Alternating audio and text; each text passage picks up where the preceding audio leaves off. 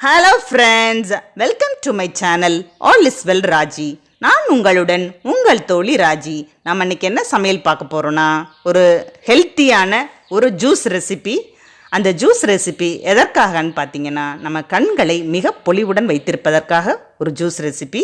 அதாவது பொன்னாங்கண்ணி கருப்பு திராட்சை ஜூஸ். இதற்கு தேவையான பொருட்கள் என்னன்னு பார்க்கலாமா? பொருட்கள்: பொன்னாங்கண்ணி கீரை ஒரு கெட்டுங்க, பெரிய கெட்டுங்க, அதில் பாதி கீரை எடுத்து வச்சுருக்கேன். கருப்பு திராட்சை நல்லா கழுவி ஒரு 1/2 கிலோ எடுத்துக்கலாங்க, ஈக்குவலாக எடுத்துக்கோங்க. கருப்பு திராட்சை தான் நம்மளுடைய கீரையோட பச்சை வாசனையை போக்கி சுவை ஊட்டக்கூடியது.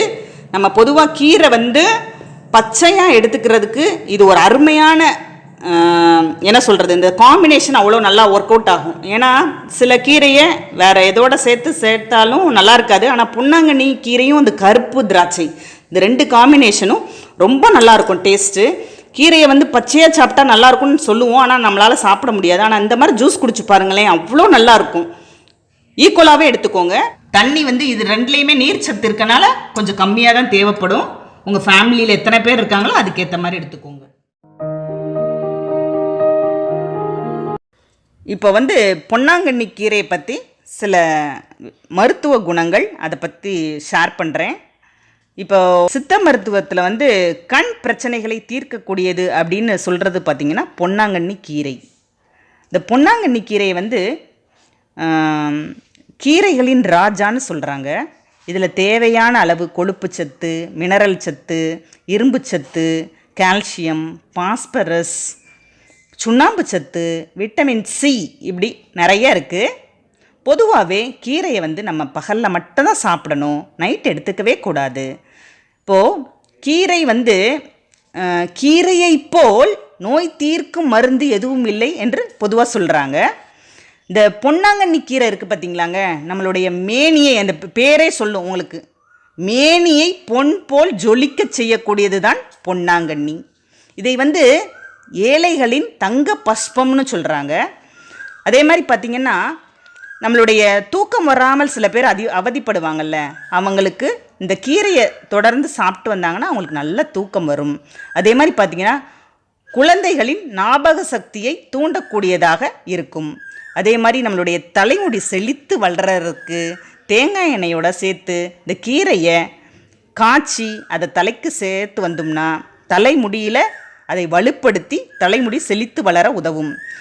இந்த பொன்னாங்கண்ணி கீரையங்க தொடர்ந்து 27 நாட்கள் தொடர்ந்து எடுத்துகிட்டு வந்தாங்கன்னா பகலில் கூட நிலவை பார்க்கலாம் அப்படிங்கிறது ஒரு பழமொழியே இருக்குங்க. இப்போது சித்த மருத்துவம் கண் சம்பந்தப்பட்ட எல்லா பிரச்சனைகளும், அதாவது கண்ணில் நீர் வடிதல், கண் எரிச்சல், அப்புறம் கண்ணில் கட்டி பீழை தள்ளுறது, எல்லாத்துக்குமே பொன்னாங்கண்ணியை தாங்க சொல்கிறாங்க. இந்த கீரையோட முக்கியமான ஒரு ஸ்பெஷாலிட்டி இருக்குங்க. அது என்னன்னு பார்த்தீங்கன்னா, உடல் எடை அதிகரிக்கணும்னாலும் இதை யூஸ் பண்ணலாம், உடல் எடையை குறைக்கணும்னாலும் யூஸ் பண்ணலாம். இது எப்படி யூஸ் பண்ணலான்னு சொல்கிறேன். உடல் எடை குறைக்கணும்னு ஆசைப்படுறவங்க என்ன செய்யணும் தெரியுமா? மிளகும் உப்பு சேர்த்து இந்த கீரையை சமைச்சு சாப்பிடுங்க. உடல் எடையை கூட்டணுமா? துவரம்பருப்பும் நெய்யும் சேர்த்து சாப்பிடுங்க, உடல் எடை கூடிடுவீங்க. இது உண்மையானதுங்க, கண்டிப்பாக செஞ்சு பாருங்கள். அதே மாதிரி பார்த்திங்கன்னா, நம்மளுடைய சர்க்கரை நோயாளிகளுக்கு அவங்க ரொம்ப டயர்டாக இருப்பாங்க, பொதுவாகவே அவங்களுடைய சோர்வை நீக்கக்கூடியதாக இது இருக்கும். பார்த்திங்கன்னா மேலும் பார்த்திங்கன்னா ரத்தத்தை சுத்திகரிக்கக்கூடியது. இவ்வளோ சத்துக்கள் இருக்குங்க இந்த பொன்னாங்கண்ணி கீரையில். இப்போ இந்த ரெசிபி நான் முக்கியமாக ஷேர் பண்ணுறதுக்கு ஒரு காரணம் இருக்குது. எங்கள் வீட்டு பக்கத்தில் என்னோடய ஃப்ரெண்டோட பையனுக்கு ரொம்ப பவருங்க. அவனுக்கு அவன் இந்த மாதிரி அந்த ஜூஸ் ரெசிப்பியை அவங்க ஒரு இயற்கை வைத்தியர் சொன்னதாக என்கிட்ட சொன்னாங்க. இந்த மாதிரி செஞ்சு பாருங்கள், ரொம்ப டேஸ்ட்டாக இருக்கும். இது இவ்வளவு நாள் சாப்பிட்டா இந்த கண் பிரச்சனைகள் சரியாயிரும்னு சொல்லி அந்த வைத்தியர் சொன்னதாக சொன்னாங்க. நானும் இப்போ இந்த பொன்னாங்கண்ணி கீரையை பச்சையாக பயன்படுத்த சொன்னாங்க. நான் கூட இந்த டேஸ்ட் எப்படி இருக்குமோன்னு நினச்சேன். அது பயன்படுத்தின பிறகு ரொம்ப சுவையாக இருந்தது. அதனால தான் இந்த ரெசிப்பியை உங்களுக்கு ஷேர் பண்ணுறேன். கண் பார்வையை நல்லா, அதாவது பவர் உள்ளவங்க இதை தொடர்ந்து சாப்பிட்டு வரும்போது நல்ல பலன் இருக்கிறதா சொல்கிறாங்க.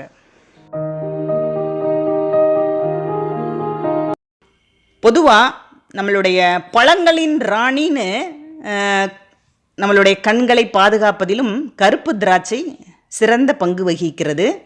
இதை பழங்களின் ராணிங்கிறாங்க. நம்ம ஏற்கனவே ஒரு ராஜாவை பற்றி பார்த்தோம். நம்மளுடைய பொன்னாங்கண்ணியை ராஜான்னு சொல்கிறாங்க. அடுத்தது பழங்களின் ராணியாக நம்மளுடைய கருப்பு திராட்சையை சொல்கிறாங்க. ராஜாவும் ராணியும் சேர்த்து இன்றைக்கி சாப்பிட போகிறோம். இப்போது பார்த்திங்கன்னா இந்த கருப்பு திராட்சையில் தேவையான அளவு சர்க்கரை நிறைய இருக்குது. அப்புறம் பார்த்திங்கன்னா விட்டமின் டி, ஆன்டி ஆக்சிடென்ட்ஸ் இதெல்லாம் நிறைஞ்சிருக்கு. இதை நம்மளுக்கு கொலஸ்ட்ராலை கண்ட்ரோல் பண்ண உதவும். அதே மாதிரி பார்த்திங்கன்னா நம்மளுடைய மூளையின் ஆரோக்கியத்திற்கு இது சிறந்தது. அதே மாதிரி நிறைய புற்றுநோய்கள் இருக்குல்லங்க, மார்பக புற்றுநோய், எத்தனையோ புற்றுநோய்கள். இந்த புற்றுநோய்கள்லாம் வராமல் தடுப்பதற்கு இந்த கருப்பு திராட்சை மிகவும் உதவி புரியுங்க. அதே மாதிரி பார்த்திங்கன்னா செரிமான மண்டல பிரச்சனைகள், அதாவது டைஜஷன் ப்ராப்ளம் இருக்கும்லங்க நிறைய பேருக்கு, வயிற்றெரிச்சல், உப்புசம் அப்படின்னு அஜீரண கோளாறுகள் என்ன பிரச்சனைகள் இருந்தாலும் சரிங்க, கருப்பு திராட்சையை தொடர்ந்து எடுத்து வரும்போது அந்த வயிற்று பிரச்சனைகளுக்கெல்லாம் பொதுவாக அது நிவாரணம் தரும். அதே மாதிரி யூரிக் ஆசிட் அதிகமாகிடுச்சின்னு சொல்லுவாங்க, அதாவது யூரிக் அமிலம் சொல்லுவாங்க, அதை குறைக்கிறதுக்கு இந்த கருப்பு திராட்சை உதவும்.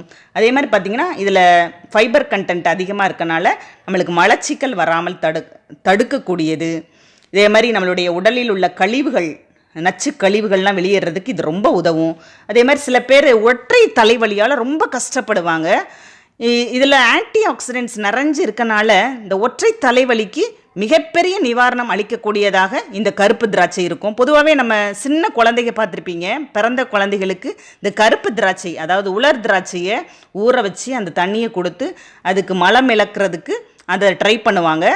அப்போ உங்களுக்கே தெரியும், அந்த ஒரு சின்ன பச்சை குழந்தைகளுக்கே அதை நம்ம கருப்பு திராட்சையோட உலர் திராட்சையை பயன்படுத்துகிறோம். ஃப்ரெஷ்ஷாக சாப்பிட்ற இந்த கிரேப்ஸ்க்கு எவ்வளவோ மருத்துவ குணங்கள் இருக்குது. நம்மளுடைய சருமம் பொலிவாக இருக்கிறதுக்கு ரொம்ப உதவும். ஏன்னா இதில் விட்டமின் இ இருக்குது. நம்மளுடைய சருமத்தில் ஈரப்பதத்தை தக்க வைக்க அது உதவி புரியும். இப்படி எண்ணற்ற மருத்துவ குணங்களை கொண்ட நம்மளுடைய கருப்பு திராட்சையவும் நாம் பொன்னாங்கண்ணி கீரையும் வச்சு இப்போ ஜூஸ் ரெசிபி சூப்பராக ரெடி பண்ண போகிறோம். அற்புதமாக இருக்குங்க. நீங்கள் நினைக்கிற மாதிரி இந்த கீரையை சமைச்சு பயன்படுத்த போகிறோமே அப்படிங்கிற ஃபீலிங் யாருக்குமே தேவையில்லை. அவ்வளோ டேஸ்ட்டாக இருக்கனால தான் இப்போ உங்கள்கிட்ட இந்த ரெசிபியை ஷேர் பண்ணுறேன். இது கீரை எவ்வளோ எடுத்துருக்குமோ அது கூடயே சேர்ந்து கருப்பு திராட்சை எடுத்துக்கிடுவோம். அப்போனா அரைப்படுறதுக்கு நல்லா சரியாக இருக்கும்.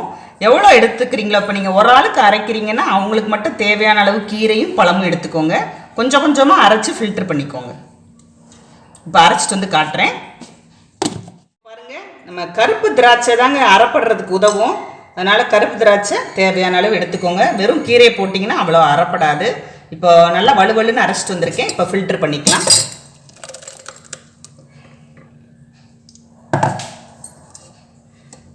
கீரை நம்ம பச்சையாக இப்படி எடுத்துக்கும் போது தேவையான மினரல்ஸும் விட்டமின்ஸும் அப்படியே நம்மளுக்கு கிடைக்கும். ஒரு கரண்டி வச்சு இப்படி நல்லா கசக்கி விட்டுக்கோங்க. ஏன்னா கிரேப்ஸில் கொஞ்சம் ஜூஸஸ் இருக்கலாம்ல, அதுக்காக தான். நான் பொன்னாங்கண்ணி கீரையெல்லாம் ரொம்ப சமைச்சே சாப்பிட மாட்டேங்க. இந்த ஒரு ப்ராசஸ் பண்ணி மட்டும் தான் எப்போயுமே சாப்பிட்ருவேன். ஒரு கெட்டு கீரை வாங்கினாலும் கொஞ்சம் கிரேப்ஸ் வச்சு இப்படி அடைச்சி குடிச்சிடுறதுங்க. கீரையை பொரிக்கிறத விட, அதாவது குக் பண்ணுறத விட இது பெட்டர் இல்லைங்க. மற்ற கீரைகளை இப்படி சாப்பிட்டிங்கன்னா நல்லா இருக்காது. இந்த பொன்னாங்கண்ணி மட்டும்தான் பொருந்தும். வேறு எதையாவது ட்ரை பண்ணிகிட்டு இருக்காதீங்க. பொன்னாங்கண்ணி மட்டும்தான் சுவை கரெக்டாக இருக்கும், மேட்ச் ஆகும் இந்த ரெண்டுக்கும். இப்போது நம்மளுடைய ஜூஸ் ரெடி ஆயிடுச்சு. இப்போ சர்வ் பண்ணி காட்டுறேன். இப்போது நம்மளுடைய ஜூஸ் ரெடி ஆயிடுச்சு. இப்போது உங்களுக்கு இனிப்பு பத்தலைன்னு தோணுச்சுன்னா தேன் கலந்து சாப்பிடுங்க. ஜீனி மட்டும் ஆட் பண்ண வேண்டாம். ஏன்னா இதெல்லாம் ஒரு மருத்துவ பயன் உள்ள ஒரு சமையல், ஒரு ஜூஸ்.